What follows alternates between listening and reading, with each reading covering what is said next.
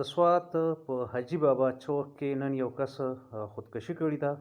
یعنې د بجلۍ پول ته ختلی دی، ځان یې په بجلۍ باندې نیولی دی او ځان یې وژلی دی.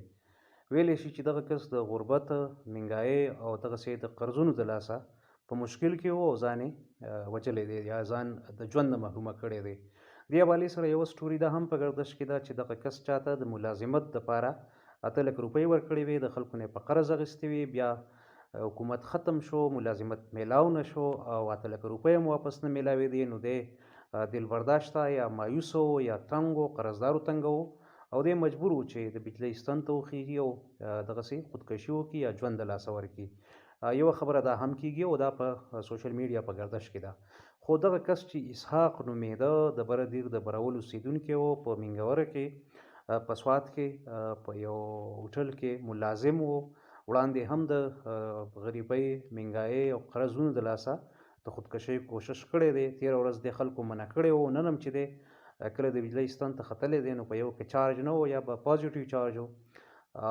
نو بیا خلکو ډېر چغې سورې ورته هم کړي، مینتونه ورته هم کړي او بهرحال د په بجلۍ باندې ځان نیولی دی او ځان یې وژلی دی، ژوند یې لاس ورکړی دی. اوس راځم دغې قیسې ته، کومه چې د 8 لک روپو ده چې ګنې ده د ملازمت دپاره چا ایم پی ای، ایم این ای یا چا منسټر ته یا چا انفلوئنشل ته 8 لک روپۍ ورکړې وې، بیا ملازمت میلاو نه شو او واپس یې هغه پیسې هم نه ورکولې. نو دا انویریفاید غوندې سټوریانې دي. دا د یو ایم پی ای، د یو الیکټډ ریپرزنټیټیو د هغه د منشي ژوند په خطر کې پرېیستی شي. ما په سوات کې د فیاض ظفر او دغسې د امجد علي صاحب سره چې هغه ډېر باخبره صحافیان دي، خبریالان دي، هغې سره مازدیګر رابطه کړې وه چې واقعي دې کې څه حقیقت شته که نشته. نو انویریفاید سټوریانې خورول او بیا د چا ژوند په خطر کې، بالخصوص دا قسم سټوریانې چې چا ترې روپۍ اخیستې دي وي به بې انصافیانې، د میرټ قتل عام، دا ټولې خبرې شته. خو د دې کله هم دا مطلب نه دی چې موږ د چا پسې دروغ ووایو او دروغ دې صرف او صرف د سیاسي مقصدونو دپاره ووایو یا د پولیټیکل مایلیج دپاره یا سوشل میډیا د کنزمشن دپاره موږ دروغ وایو او هغه دروغ بیا د یو ایم پی ای، ایم این ای یا د هغه وزیر مشیر، د هغه منشي باندې دا قسم تورونه لګول کوي. حقیقت کې نو خدای دې نه کړي چې دا حقیقتي منګایي شته، بېروزګاري شته، خلک تنګ دی. خو دا صرف څه کال خلک د منګایۍ د لاسه خودکشي نه کوي.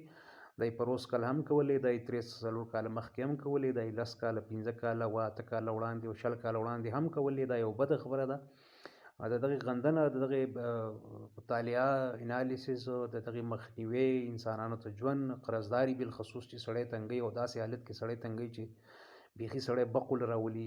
تاسو به کتلي اورېدلي به مو چې قرضداري، خدای دې څوک په دې وطن کې نه قرضداري کوي، بیا بالخصوص د سودخورو چې هغوی ډېر عجیب و غریب کنځل کوي یا عجیب و غریب خبرې کوي. ایون ما داسې قرضخوا او قرضداري لیدلي دي چې د چا قرض وي د قرضداري باندې نو چې د زنانه او پیغورونه چې مطلب د کور زنانه پکې وغواړي یا داسې پیغور ورکړي چې دی مجبوره شي چې دی خپل قرض واپس کړي یا داسې چې شیمفل غوندې کنځل یا پیغورونه. نو بیا خلک مجبوري پکار ده چې دغې صورتحال ته هم انسان مخامخ نه شي. خو دا چې په چا باندې تورونه او د چا ژوند په خطر کې اچول دا ډېر نامناسب او ناوړه حرکت دی او دا هم صرف او صرف د سیاسي مقصدونو دپاره. نو بیا خو ډېر زیات ناوړه او ګناه هم او شرعي او اخلاقي طور او انساني طور قابل نفرت او قابل مذمت عمل دی. پکار ده باید د دې خبرو نه ډډه وکړو.